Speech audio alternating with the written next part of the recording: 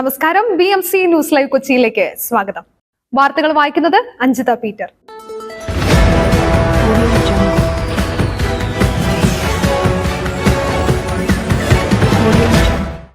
ഈ വാർത്തകൾ നിങ്ങൾക്കായി അവതരിപ്പിക്കുന്നത് Cochin Kalabhavan Angamaly franchise, powered by he life Thottakattukara, Josh mall Mookkannoor, cleanser, BMC film production and Nazrath villas.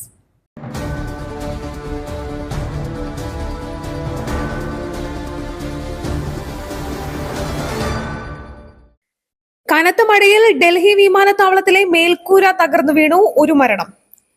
കനത്ത മഴയിൽ ഡൽഹി വിമാനത്താവളത്തിലെ മേൽക്കൂര തകർന്നു വീണു, അപകടത്തിൽ ഒരു മരണം.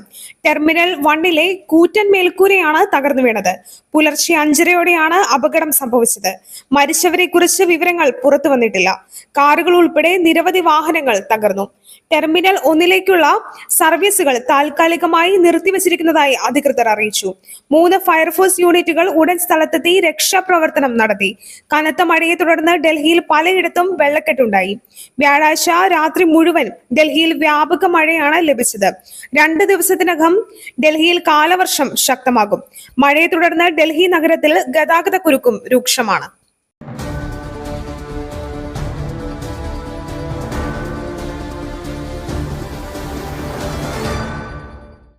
ഇരട്ട ജീവപര്യന്തം റദ്ദ് ചെയ്യണം. TP കേസ് പ്രതികൾ സുപ്രീം കോടതിയിൽ. ഹൈക്കോടതി വിധിക്കെതിരെ അപ്പീൽ നൽകി. TP ചന്ദ്രശേഖരൻ വധക്കേസ് പ്രതികൾ സുപ്രീം കോടതിയിൽ. ഹൈക്കോടതി വിധിക്കെതിരെ അപ്പീൽ നൽകി. ഇരട്ട ജീവപര്യന്തം റദ്ദ് ചെയ്യണമെന്ന് ആവശ്യപ്പെട്ടാണ് സുപ്രീം കോടതിയിൽ അപ്പീൽ നൽകിയിരിക്കുന്നത്. ഉചിതമായ രീതിയിൽ വിചാരണയുടെ ആനുകൂല്യം ലഭിച്ചില്ലെന്ന് പ്രതികൾ. തങ്ങൾ പറഞ്ഞ കാര്യങ്ങളെ പരിഗണിക്കാതെയാണ് വിധിയിലേക്ക് എത്തിയതെന്ന് പ്രതികൾ നൽകിയ അപ്പീലിൽ പറയുന്നു.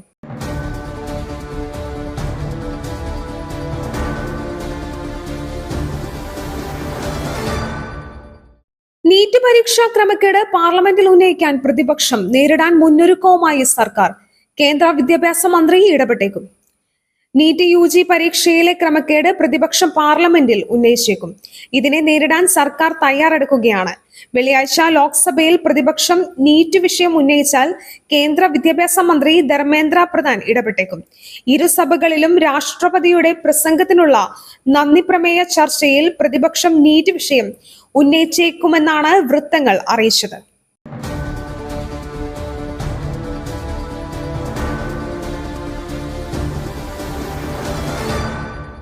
പകർച്ചവ്യാധി പ്രതിരോധം ജൂലൈ മാസത്തേക്ക് പ്രത്യേക ആക്ഷൻ പ്ലാനുമായി ആരോഗ്യവകുപ്പ്. പകർച്ചവ്യാധി പ്രതിരോധത്തിന്റെ ഭാഗമായി ജൂലൈ മാസത്തേക്ക് ആരോഗ്യവകുപ്പ് പ്രത്യേക ആക്ഷൻ പ്ലാൻ രൂപീകരിക്കുമെന്ന് ആരോഗ്യവകുപ്പ് മന്ത്രി വീണ ജോർജ്. പകർച്ചവ്യാധി പ്രതിരോധത്തിനും മികച്ച ചികിത്സ ഉറപ്പുവരുത്തുന്നതിനുമാണ് ആക്ഷൻ പ്ലാൻ രൂപീകരിക്കുന്നത്. സംസ്ഥാനത്ത് മഴ തുടരുന്ന സാഹചര്യത്തിൽ പകർച്ചവ്യാധികൾക്കെതിരെ അതീവ ജാഗ്രത പാലിക്കണം. ജലദോഷം, വൈറൽ പനികൾ, ഡെങ്കിപ്പനി, എലിപ്പനി, ഇൻഫ്ലുവൻസ, H1N1 വയറിളക്ക രോഗങ്ങൾ എന്നിവയാണ് കൂടുതൽ കാണുന്നത്. കുട്ടികളിലെ പനി ശ്രദ്ധിക്കണം. അസുഖമുള്ള കുട്ടികളെ സ്കൂളിൽ അയക്കരുത്. കൃത്യമായ ചികിത്സയും വിശ്രമവും ഉറപ്പാക്കണം. സ്വയം ചികിത്സ പാടില്ല. നീണ്ടു നിൽക്കുന്ന പനിയോ അപായ സൂചനകളായ പനിയോടുകൂടിയ ശ്വാസതടസ്സം, അമിത നെഞ്ചിടിപ്പ്, നെഞ്ചുവേദന, ബോധമില്ലാതെ സംസാരിക്കുക, ബോധക്ഷയം, കഫത്തിൽ രക്തത്തിന്റെ അംശം, അമിത ക്ഷീണം എന്നിവ ഉണ്ടെങ്കിൽ വിദഗ്ധ ചികിത്സ തേടണമെന്നും മന്ത്രി അഭ്യർത്ഥിച്ചു.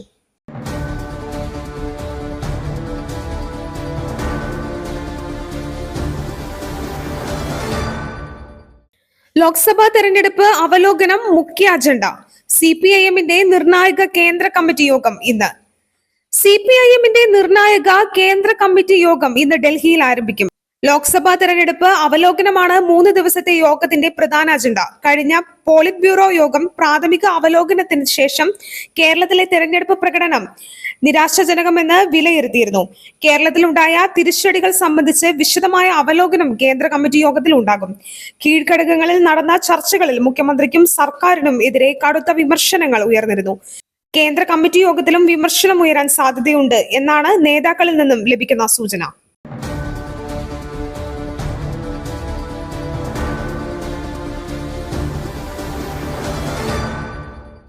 കളിയിക്കാവിള കൊലപാതകം സുനിലിനായി അന്വേഷണം ഊർജിതമാക്കി. സുഹൃത്ത് കസ്റ്റഡിയിൽ.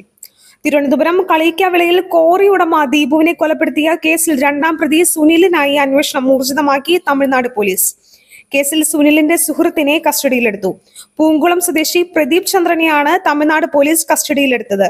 പാറശാല സ്വദേശിയായ സുനിൽ ഒളിവിൽ പോകുന്നതിന് മുൻപായി പ്രദീപിനെ ഫോൺ ചെയ്തിരുന്നു.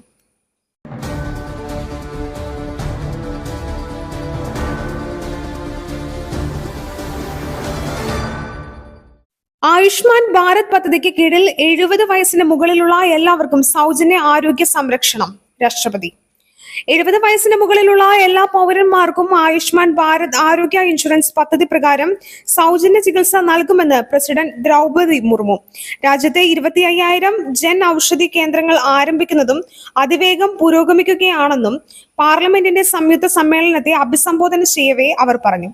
ആയുഷ്മാൻ ഭാരത് പ്രധാനമന്ത്രി ജൻ ആരോഗ്യ യോജന പ്രകാരം 55 കോടി ഗുണഭോക്താക്കൾക്ക് സൗജന്യ ആരോഗ്യ സേവനങ്ങൾ നൽകുന്നുണ്ടെന്ന് മുർമു പറഞ്ഞു.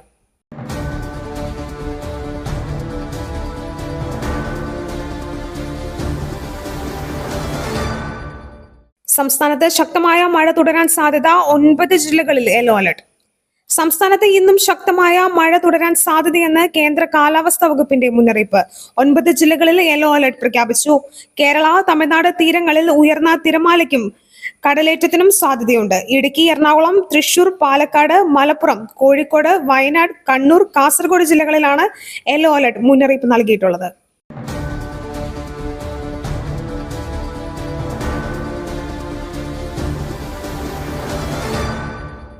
മറ്റൊരു വാർത്തയുമായി കണ്ടുമുട്ടുന്നതുവരെ നന്ദി, നമസ്കാരം.